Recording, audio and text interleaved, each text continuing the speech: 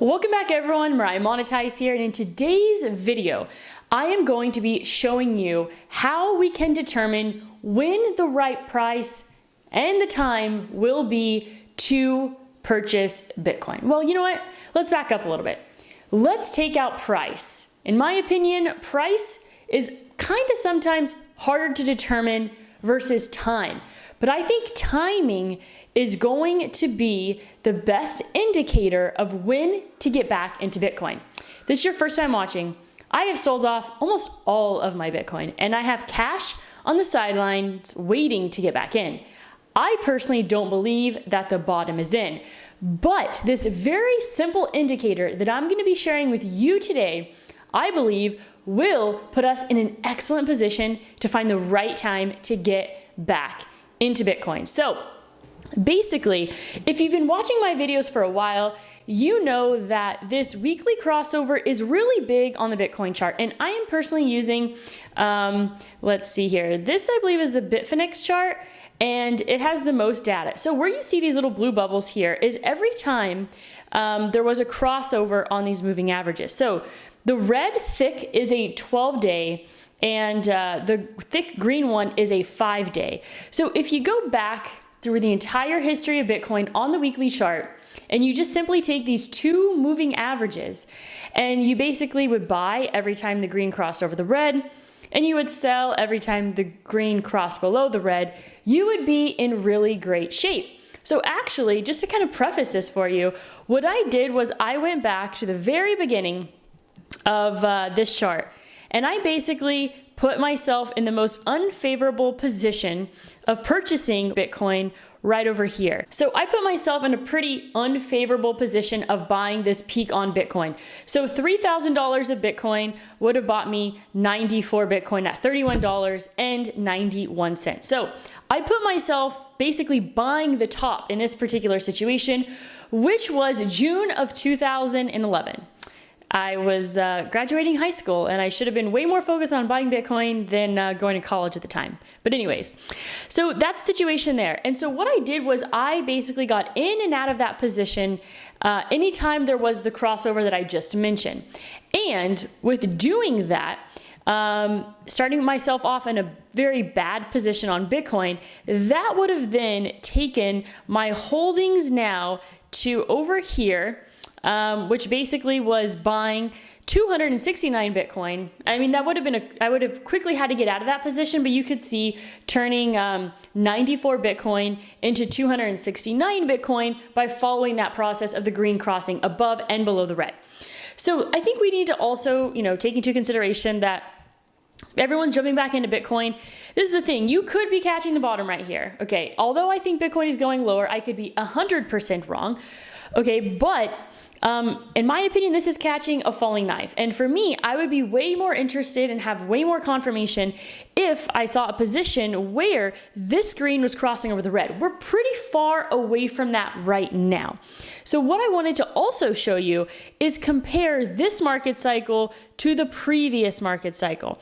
So back when Bitcoin hit $20,000, and something that I wanted to point out to you. So timing is a really important factor in all this. We all know that Bitcoin price action has a bit of a correlation when it comes to the halving. So the next halving is going to happen in 2024. So, Bitcoin can make its all-time highs similar to the same time frame when it's happened in the past. Let's see. Once Bitcoin hit $20,000, basically the most favorable time to buy Bitcoin was here. So that would take it to about 52 weeks.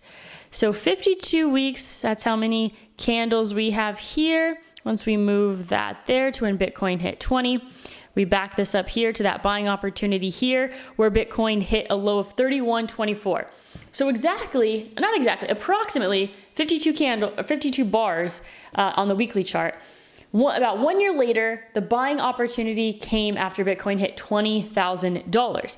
So we obviously know that this outlier event in the year 2020, when everything happened with COVID, I don't want to include that in this equation because I don't really think it's fair because it is an outlier event.